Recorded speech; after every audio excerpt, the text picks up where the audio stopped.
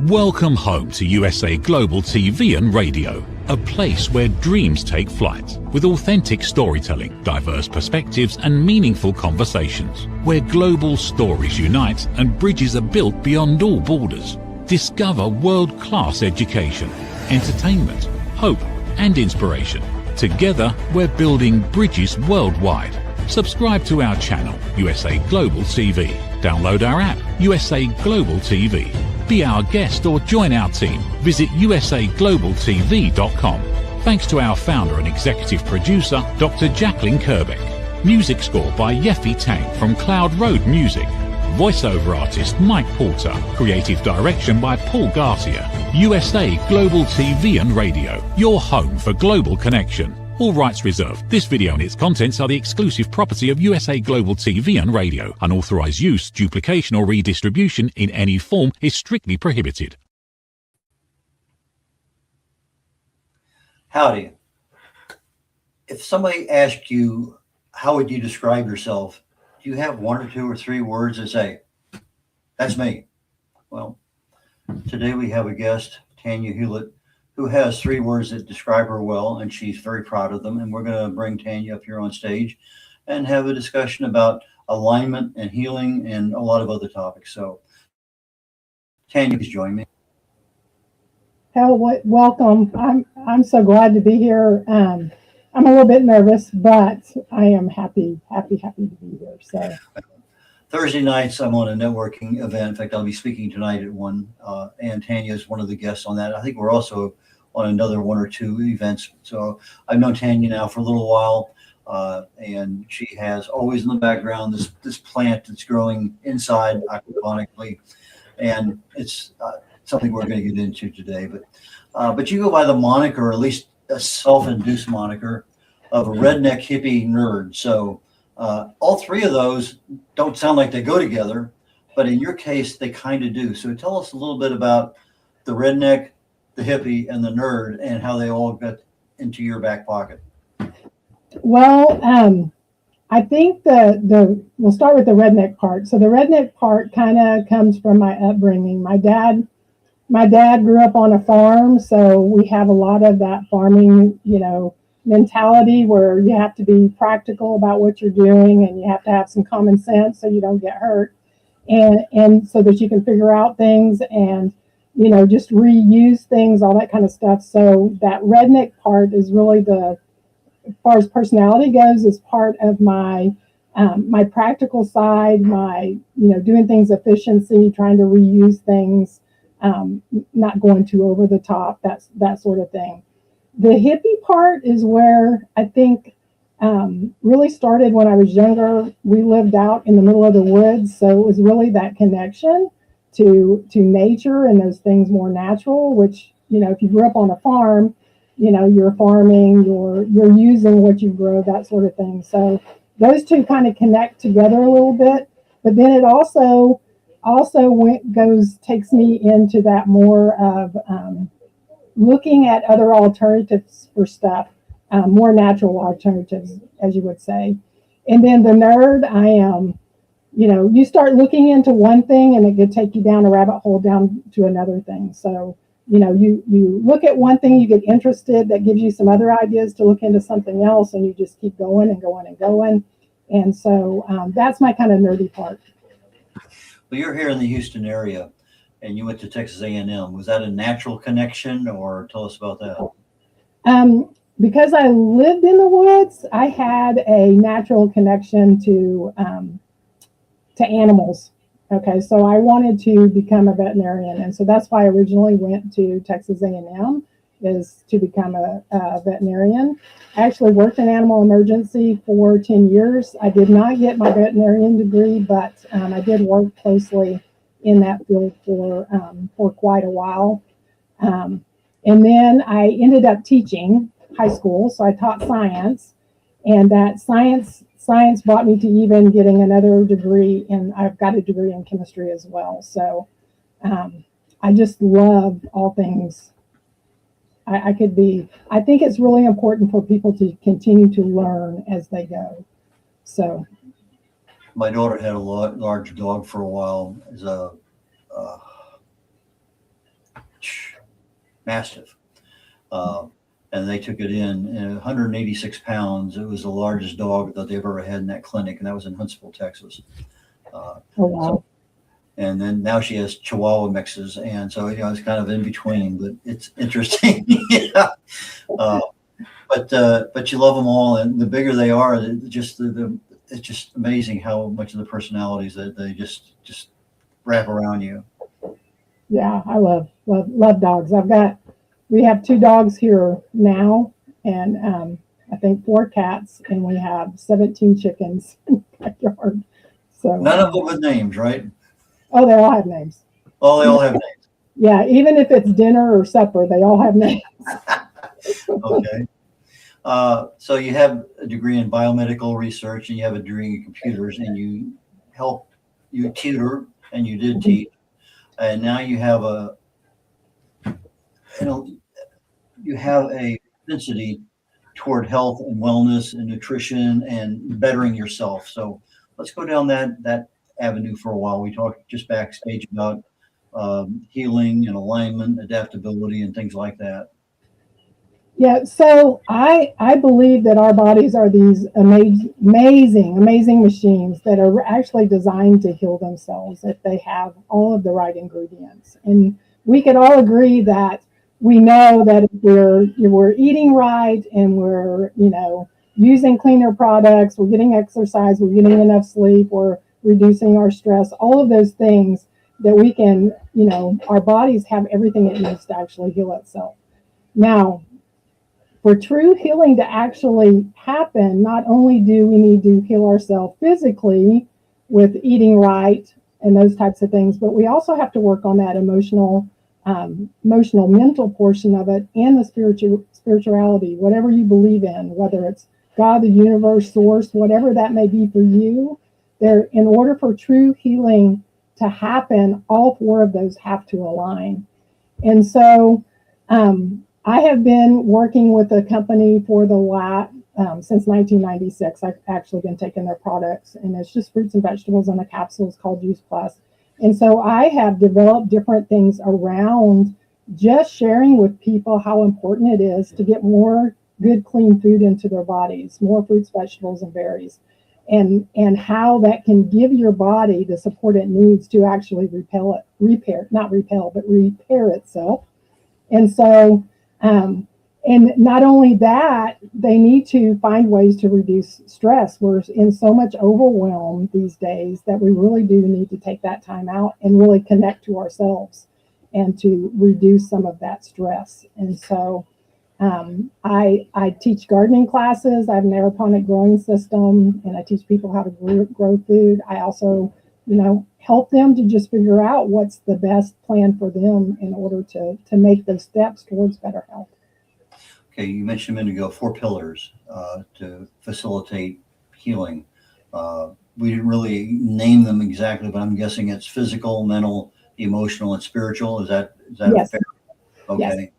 Okay, so the food that you're growing, which from a sustainability or hippie perspective is definitely water conserving. We're getting the better quality of stuff in there, the right kinds of things. But from a physical perspective, the food is super important. Yes. From absolutely. A mental perspective, it's even more important, and most people don't even know that. Right. You end up with a few deficiencies here, there, and yonder, and whatever. And something simple like B12. We don't think about that. But B12 deficiency mimics Alzheimer's. It's one of the first things they ask is, they give you a B12 shot, see if that takes care of whatever, issue you have. A lot of people confuse that mental with emotional. How do you separate the two? I'm still working with that, I think. I think our mental state and how we actually deal and react with things affect our emotional state. And so that's the best way I can put it into perspective. So I think that if we can find ways to, I don't want to say detach from the world, but detach from some of our stressors at times, so that we can kind of get some perspective and then view it as an observer instead of being in there, with it, that we can step back a little bit and kind of look at how we're feeling through a different lens, and then that helps us to actually how we're going to dictate how we can actually react to it later. Yeah, because that stress, it's one of those things I talk about. It's stress, it's all the same. You know, you see something, I see something, but we both interpret it differently. But it's not the interpretation, it's that reaching out and grabbing a hold of and not letting go. Absolutely. Is the problem. You know, it's the mere fact, yeah, we both are affected by it. And yours may be a 3-minute, you know, evolution, and it's gone. You know, I get behind somebody at a light or a grocery store. I had to change actually yesterday. The guy in front of me left because the woman in front of him was having a problem. And I wait and I wait and I wait. I move, and finally I move to another one. I'm out the store and she's still there. But you gotta, you know, and by the time I'm out the store, in fact, by the time I got over to the other one, you know, my emotional involvement with her is gone. But we have to realize that, yeah, we see things, we think things, we analyze things, but sometimes you know, it's like our president, love him or leave him. People have, it's almost impossible not to have a neutral thought. And so there's some things in our lives, like dogs. I mean, these are the most lovable things in the world. You know, they're loyal, honest. I mean, just no matter what happens in their lives, 5 minutes later, they're back at you. And no matter what you shouted at them, they're back loving you. It's just like, that's kind of the way we need to be, but we're not. We just don't have that natural adaptability. But you do. It can be trained. Would you agree? It is. Yes, it is. And you can train it. You can train it a lot by just sometimes just letting a thought come in, noticing it's there, don't react to it, and just let it go. Or even when a thought comes in, how is it making you feel? Or when you're having a conversation with other people, not to even, everybody judges. Okay, so we judge, do I want to wear that purple shirt or that purple shirt today? Like, I'm fixing to dye my hair again. Do I want that shade of purple or do I want that shade of purple? So everybody's judging, but it's what you're doing with that judgment. You have to kind of discern, is that feeding you? Are you resonating with that in a good way, or are you resonating with that in a bad way? And if you're resonating with that in a bad way, then that's where you need to either set up some sort of boundaries to get yourself out of that, or just let it go into one ear and go out the other and say, that's not mine. That's totally them. That's not me. And then kind of move out of that stress. But as a person, I like to get people together so that we can actually sit down in a safe place where it is non-judgmental, that we can discuss different topics, try different methods on how to reduce stress, and just share those ideas and have it be okay that what you're saying right now, I totally don't agree with, but that's okay. It's okay for us not to agree and not to all resonate the same way, but we've got to find those people that do resonate with us.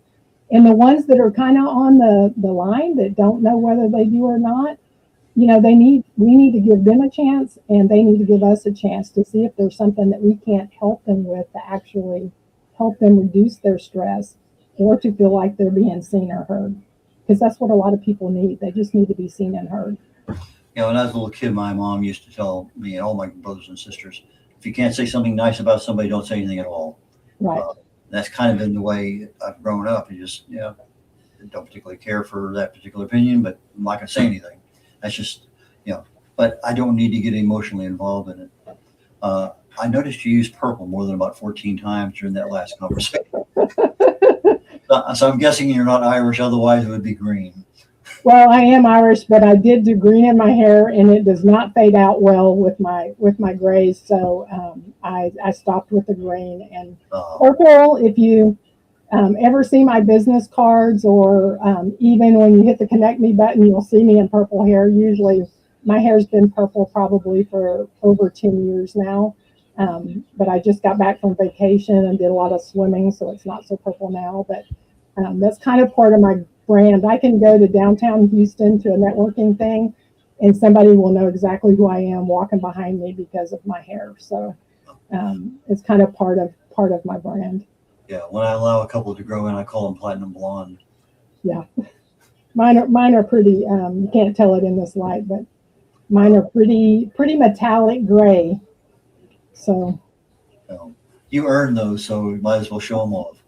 My daughter-in-law was doing blue for a long time, but I guess since she's had our great-grandson, she's pretty much not so much into the blue anymore, but maybe it'll come back. I don't know. But you started a business. Why did you all of a sudden decide to be an entrepreneur? I think my grandmother was an entrepreneur, and I think I got that gene from her. So my grandmother on my mom's side, who is Irish, by the way, is a Shannon. My grandma Shannon, she had she opened one of the first bakeries in her town. She had a restaurant. She had the largest seashell collection in the state of South Dakota. She had, she just had one business after another. And I think spending the summers with her and actually seeing what she was doing in her business, kind of inbred some of that, helping the community, doing things in the community, being active, that sort of thing. So, I love my grandma. What have you found difficult about starting up something you haven't done before? What are those things that are really gnawing at you? I think confidence has been one of those things. You're always like, it's something new. What are people going to think? That sort of thing. But I think as I get older, because I still don't really know what I want to do when I grow up. As I get older, what I'm realizing is that it's the alignment. So not even alignment with yourself, with healing, but even alignment in your business. That most entrepreneurs that are starting not a franchise, but starting their own business, they are the face of their business. They are the brand. And so when you start thinking about that, if your brand is not aligned with what your goals and your mission and your vision is for your actual business, then it makes it hard for you to take those steps that you need to take to get everything aligned so that you can actually move forward. Because if you know what you want, it makes it real easy to know what the next step is. But if you're still struggling with that, then it makes it harder to take those steps, and it makes it harder for you to actually move forward and be more successful. So I think that's what the big struggle is really that alignment in the business as well.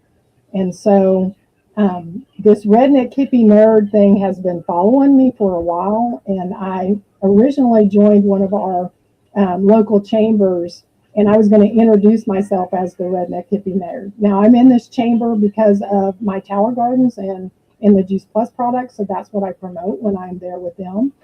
And they weren't going to allow me to introduce myself as the Redneck Hippie Nerd. They did not want me to say redneck. And so that kind of pushed me back a little bit, because I'm going to write a book one day, because I have all these funny stories, Redneck Hippie Nerd stories, that I'm going to start sharing with people. And so that threw my alignment off. So it's always trying to figure out, how can I do all of these things I do and kind of get them under one umbrella? So the Redneck Hippie Nerd really does it for me, because it takes all my practicality, growing things, kind of being inventive about what I do, putting it in that natural lane, the hippie lane, which is kind of out there and does, things on the spiritual side. I do drum circles, sound bowls. We do all kinds of different things here. And then bring in that nerd part where I can tie all the science back to it and actually connect them back together. And I've worked with all kinds of coaches through the years, and they're like, pick one lane. It's like, that is not in my nature. It's in my nature to have 15 lanes at one time, which I know slows me down. I know part of that is true, pick a lane. But somehow to figure out how to put it all under one umbrella, and I think I can do that all with the Redneck Hippie Nerd brand. Well, it's interesting. You know your brand, you know what you want, it aligns with you perfectly. It's interesting you get a little blowback because of culture today. I saw the same thing when I was we lived in New Orleans for a short while, and the term Cajun is also, they're proud of it down there, except for the people who are not Cajun. They just don't want you to use the term. Yeah. And it's interesting that it's not the people who are the rednecks, it's the people who aren't are the ones that have a problem with it. And anyway. we're at that point in time where I need to take a short commercial break. Be back probably in about a minute and a half. And when we come back, I want to talk to you about how do you market your brand, okay? So why don't you get to that? What if many of the problems we associate with aging are not random? What if there are identifiable causes behind declining energy, chronic disease, and memory problems? We have been told that aging is simply something we must accept, that slowing down is normal, that growing older means growing weaker. But what if that's only part of the story? Why do some people remain active and engaged well into their later years? Why do others struggle with disease, fatigue, and declining health? What is happening beneath the surface? What processes drive aging? In Aging Sucks, researcher, educator, and author Red O'Loughlin explores what researchers have discovered about why we grow older. No medical degree required, no confusing jargon, just clear explanations of what researchers have discovered about the processes that influence aging. You cannot stop aging, but understanding its causes may help you make better decisions about your health, your future, and your quality of life. Because understanding comes before action. Action creates hope. Aging sucks. End the guesswork. There is hope. Red O'Loughlin here. My guest today on The Wise Ones on the USA Global TV and Radio Network is Tanya Hulett. Tanya, please start join me back up here on stage. Thank you. Okay, just before the break, I said I wanted to go down your marketing road. So you formed this company, you got your things going, you've got your brand, you know what you want to do, you're trying to tweak that alignment. When did you start marketing to let the world know that, hey, I'm here? Well, the Redneck Hippie, I've been marketing under the Booming Love and Light and Grow Kids Healthy with the nutrition part.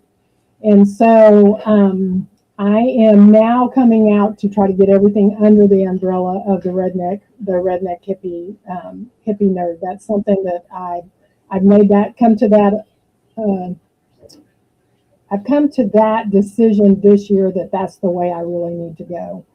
And I think part of that was because it does align, and I really do want to get my book up off the on the market. And so I have been talking to a radio station about maybe doing a podcast and sharing those stories and bringing other people in to share stories as well. And so that's all in the background working. But marketing, the biggest thing for marketing for anything is getting out there in the public, not just online, but really, I'm online, but I am not online. Where I do most of my work is in networking groups, face-to-face, and in person, online type things, talking to people, and that's what I really like to do. I like those connections where you can build those relationships, and then you can help other people share their stuff as well, because I think that's a big part of networking. Is number one, building those relationships, and then number two, being an advocate and sharing out what you love about other people. And so I joined our chamber several years back because I want to open up an aeroponic growing tower garden farm to grow fruits and vegetables, clean produce, and to be able to provide it locally to people. And so I thought, what's the best way before I get find the land, get everything started, all that kind of stuff? The best way is to go out there and start building relationships with people so that they know who I am as a person and how I work. And then once it's up and going, then I already have that backing behind me. And so building relationships, whether you're just starting out or whether you're already an established business, is really important. If you want your business to thrive in a local economy, then you have to be a part of that community so that people know who you are and want to do business with you. Was your business in effect before COVID or after? So my Grow Kids Healthy was before COVID. And so as far as the tower garden going, that's what I wanted to do, is I wanted to build those relationships so that I could use that Grow Kids Healthy to build that Tower Garden Farm. And then COVID kind of got in the way with that. Harvey got in the way with that. There was just a bunch of things that says it's just not the right time yet. But I'm at that point now where I'm trying to get everything under there and figure out exactly how I want this. I've got different pieces. I've got my tutoring piece that I'm doing. I've got an online course that I've developed. You know, I've got the Beaming Love and Light, where we're doing classes, where we do online stuff. We do stuff in person. I've got the nutrition part of it, where I'm doing bingo for your health, and I'm going out in the community and doing different things in the Tower Garden Farm, doing things with the Tower Gardens. So it's trying to get all of that kind of in one place. Let's talk about Tower Gardens. What's a Tower Garden for those who may not know? A tower garden is an aeroponic growing system. So it's a vertical growing system. And so it stands from the floor, not sitting on anything, to the top, probably about 5 feet. And you can put 20 plants in there. And it grows without soil. It uses less than 10%. They're even saying now that it only uses maybe less than 2% of the water a traditional garden would use. And all the nutrients in the water are being recycled, so it's not leaching out. They've done research at the University of Mississippi. All the plants grow about 30% faster than a traditional garden and produce about 30% more actual produce.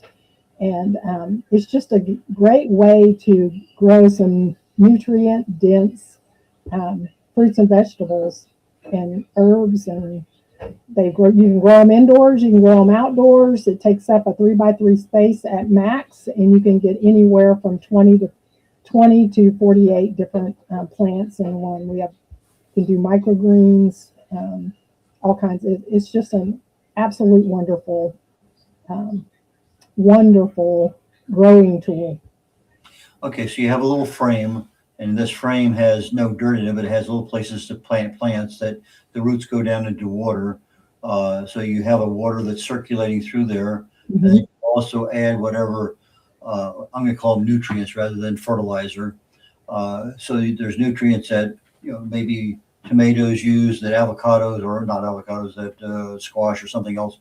So you can kind of hone in on where a particular plant really needs extra iron or whatever. The nutrients that was designed for this particular unit, actually the designer used to work for Disney in the land of I can't remember what it's called now. Anyway, in where they grow everything.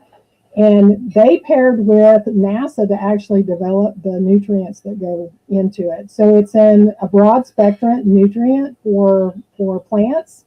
And they actually added in the minerals that the soil is missing, that the plants will uptake that we're deficient in, so that we actually get that added mineral supplement through eating the plants.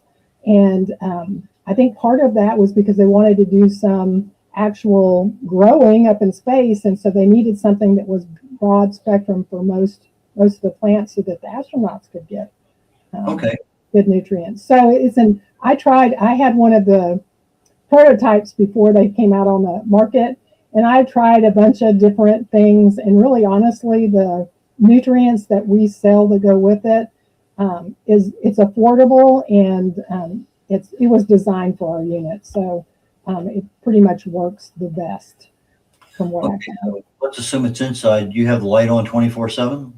No, just like us, we need sleep. So do plants. So the plants make all of their nutrients during the day because they're autotrophs, so they make their own food. And then at night, they utilize that food to grow and repair. So plants need nighttime as well. Just like us, we grow and repair ourselves at night. And so it's one of the reasons why sleep is so important. And so plants need that too. So I typically run my indoor lights 12 and 12, 12 on, 12 off. You can run it a little bit more if you want a little bit more of that. But yeah, I don't run them nonstop. Okay, so how do they get fertilized? You don't have bees floating around doing your fertilization? So the indoor plants, you have to plant things that don't need to be fertilized, like lettuce, kale, herbs, different things like that. You can plant flowering plants indoors, but it's best that they are what we call a perfect flower.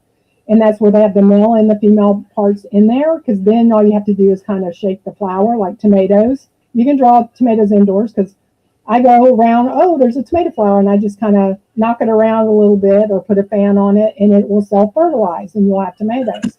Squash, cucumbers, you cannot do that. And what I've found is that what happens is, and this is my observation, someone can fact check me or not, is that the one squash plant will put out the female flowers while the other squash plant puts out the male flowers, and then they're cross-pollinating, which is great for sustainability. You know, you don't have a lot of inbreeding there. But if you have, and that's what's great about them being outdoors, because you have all this cross-pollination going. But if you have one or two plants and both of the male plants come out at the same time, and then they die off and then the female flowers come out, then it makes it hard to kind of pollinate. So you have to actually collect the male flowers so you can go back in and diddle the female flowers so they'll make fruit.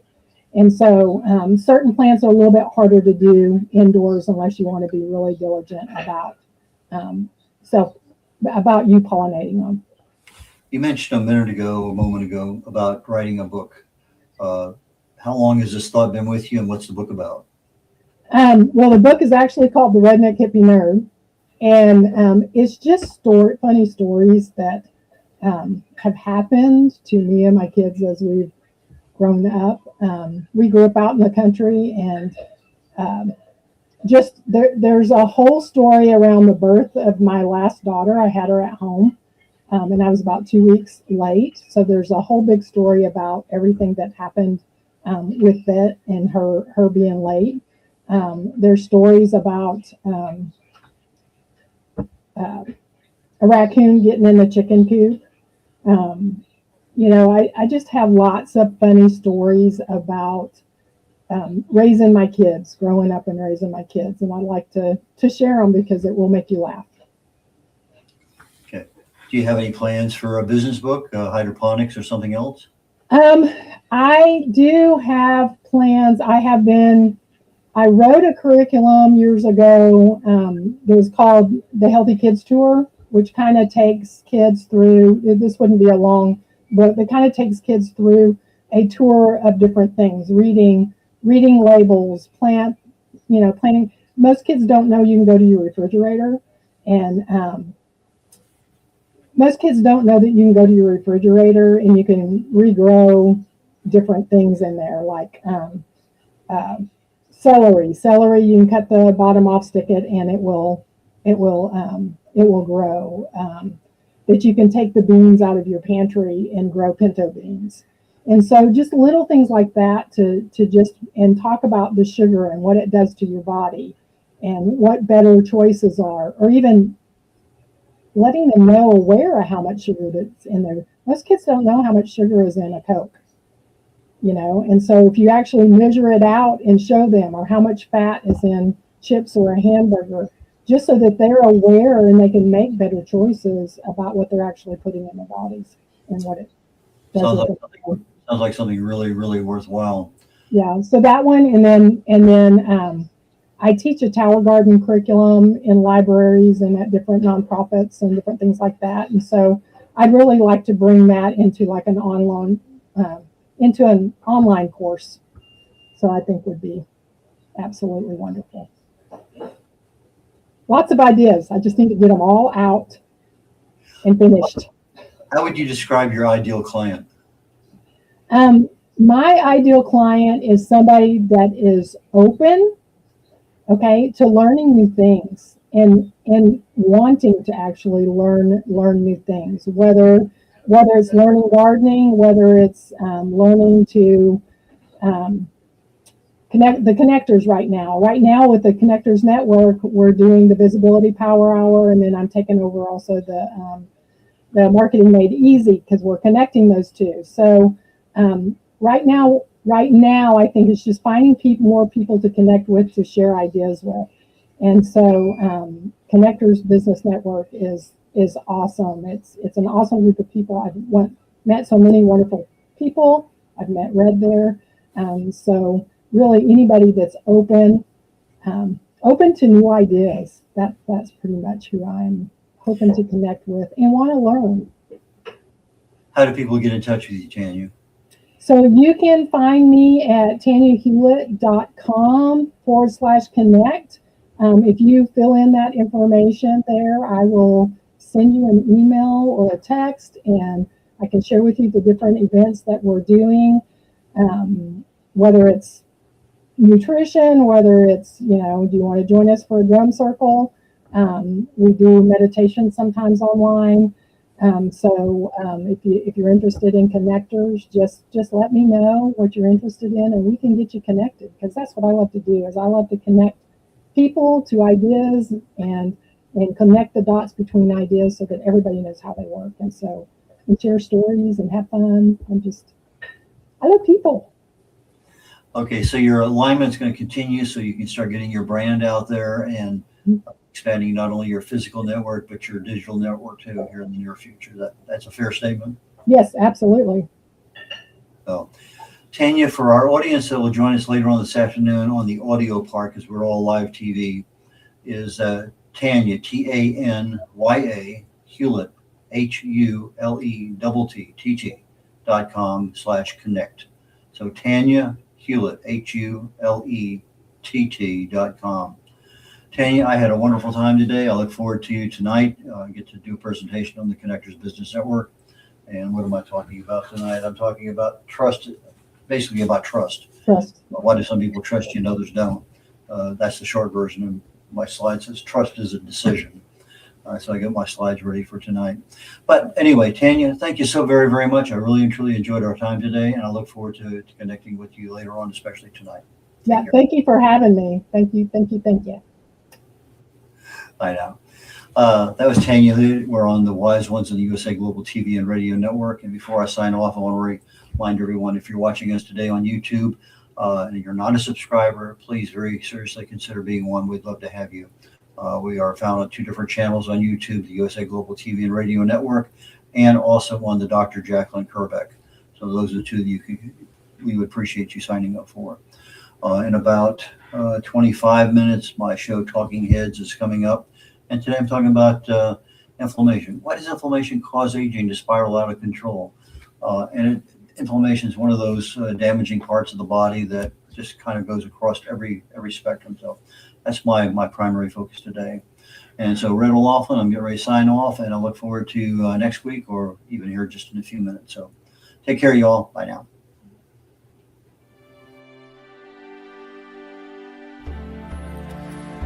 Every day, we wake up knowing what we should do.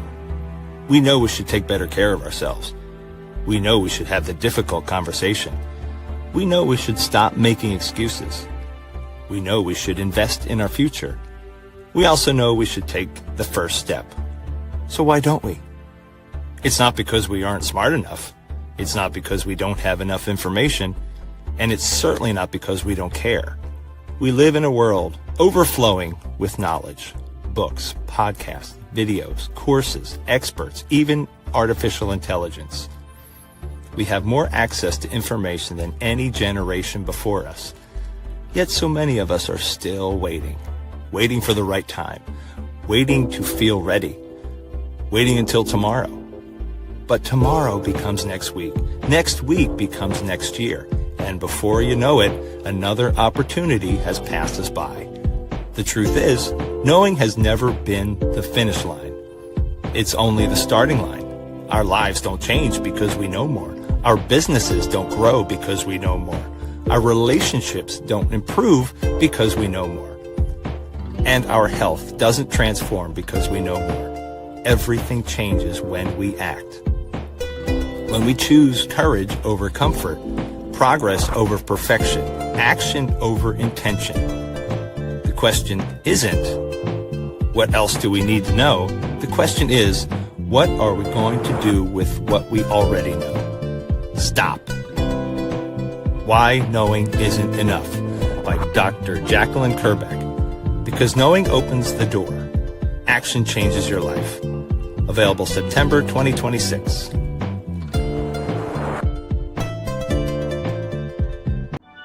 People are searching for experts every day. Are they finding you, or are they finding someone else? Every day, professionals are building authority through media. We've already built the platform. USA Global TV and Radio. Over 14,000 shows streamed to over 60 countries. This isn't about becoming famous. It's about leverage, visibility, credibility, opportunity.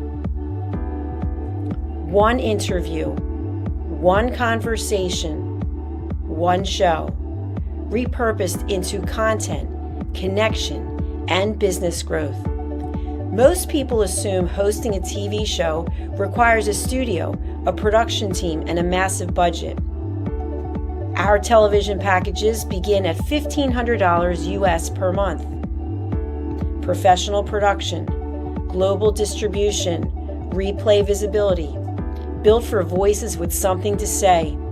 I'm Dr. Jacqueline Kerbeck, and if this resonates with you, we should talk.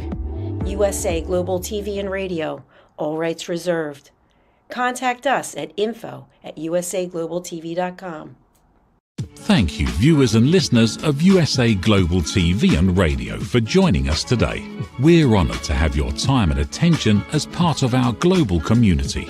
At USA Global TV and Radio, we believe in the power of authentic conversations, meaningful connections, and creating a world of possibilities together.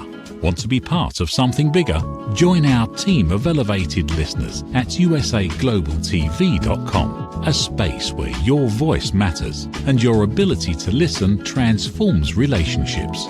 Stay connected with us across all our platforms for thought-provoking discussions, expert insights, and empowering stories.